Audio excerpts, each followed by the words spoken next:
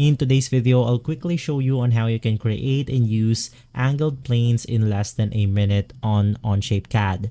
First things first, I already have my shape set up right here. And the first thing that you want to do is to simply click on the plane button, and then you want to simply select your plane. So in my case, I'm going to simply select this specific shape right here, or my created loft. And from there, you then want to click on this pop-up menu. You can then choose multiple planes, but we are going to be focusing on the line angle. So just click on it. From there, we can then enter the angle of our plane. So I'll make it a 95-degree angle.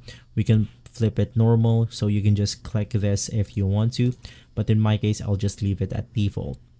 Now, you can just click on the check button, and from there we have made our own 95-degree angle plane. So I'll just go ahead and edit this out right here. Let's go ahead and transform it into something like 45-degree angle. And from there, as you can see, we can now work on this plane that we just made. If this video has been helpful, leave a like, subscribe, and follow Guide to Everything for more videos like this. Thanks for watching.